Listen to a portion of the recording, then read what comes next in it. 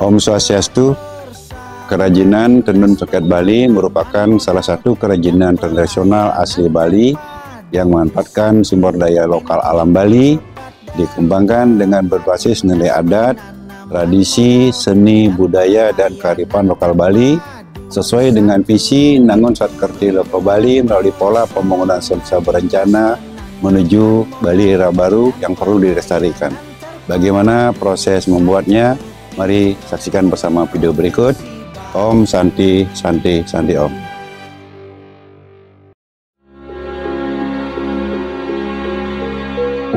The history of Klungkung Songket began during the reign of the Klungkung Kingdom, around the 19th century. This Songket is the creation of artisans in the area who were inspired by the beauty of nature and Balinese cultural arts.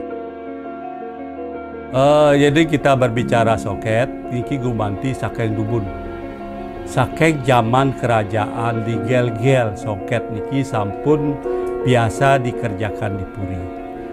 Nah niki dalam babat sejarah diceritakan bahwa pada zaman Gel-Gel, waktu Ide Dalem di Gel-Gel, kerajaan Bali di Gel-Gel, beliau mengundang seorang pakar Songket dari India.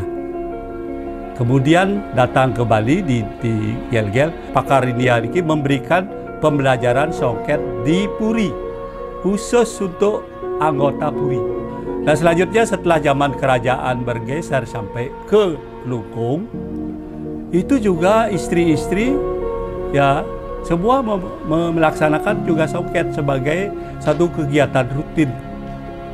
Dan kemudian itulah setelah di Puri juga kemudian menyebar ke luar Puri, sehingga masyarakat pun juga bisa melaksanakan kegiatan membuat Songket. Makanya di Puri Agung Saraswati niki disebut sentranya daripada Songket Puri yang terkenal di seluruh Indonesia. Klungkung Regency has quite a lot of Songket craftsmen when compared to other districts in Bali. One of them is the classic Tributami Songket business with an address at Puri Agung Saraswati Klungkung. The owner of this Tributami classic Songket business, which was founded in 1998, has been highly involved in Songket since childhood. The standard of Songket is classic Songket. Keterlibatan dalam Songket itu sebenarnya sudah dari kecil. Keterlibatan dari kecil karena kami sekeluarga memang bergerak di bidang kain, terutama kain tradisional Bali, tenun ikat sama Songket. Kalau konsep dasarnya Songket itu adalah single ikat, di mana dia dikerjakan dengan alat cak-cak, tenun cak-cak. Kalau ikat endek yang biasa dipanggil di Bali itu endek, itu dikerjakan dengan teknik ATBM, itu alat tenun bukan mesin. Jadi betul-betul kaki sama tangan yang bekerja. Kalau tenun Songket itu hanya tangan aja karena cak-cak. Kalau kita motif klasik itu ada pewayangan. Bun kangkung, terus patre Walanda, nah itu klasik itu dia. Kalau yang modern itu biasanya para desainer yang baru membuatlah dia desain baru.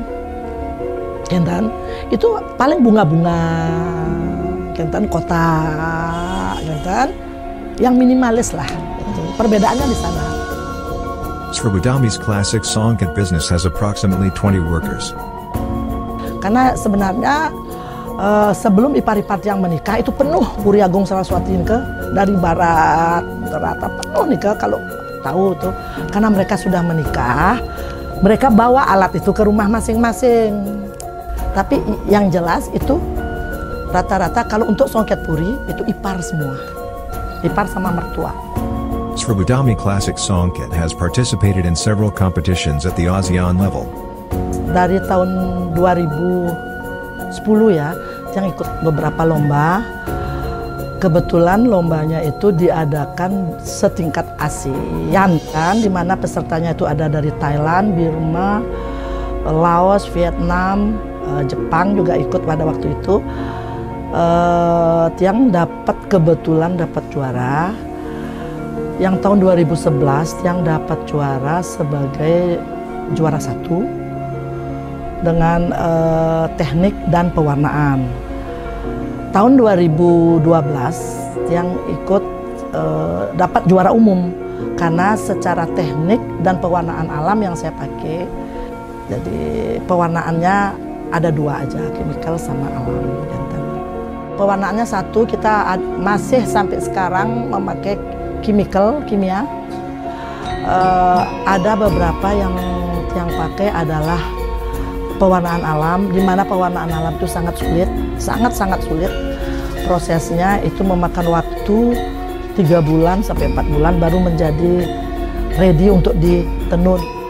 The marketing method is carried out by means of conventional markets and frequent exhibitions to promote their production. Terus untuk di Indonesia keikutsertaan Tiang beberapa program seperti pameran itu biasanya saya ikut di Jakarta.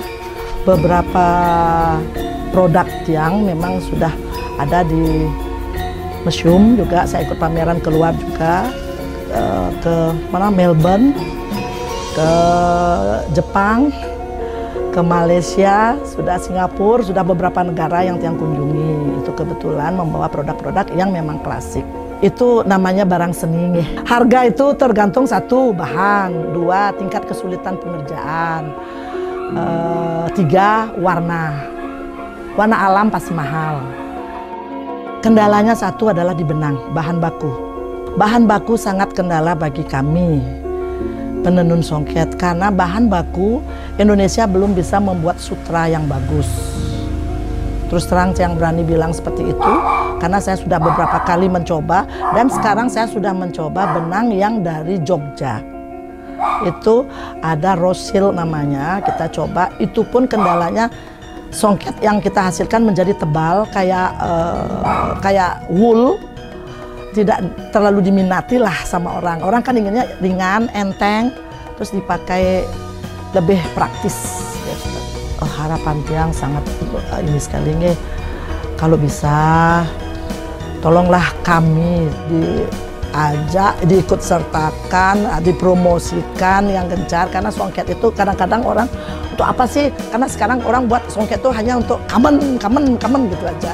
Bagaimana sekarang dari pihak Diki bisa menjembatani lah kita ini yang penuh untuk promosinya. One of the important things to note is that there are similarities in the principles of the craftsman to be able to preserve the traditions of the ancestral heritage as the basic capital for the community to want to work in producing songket products.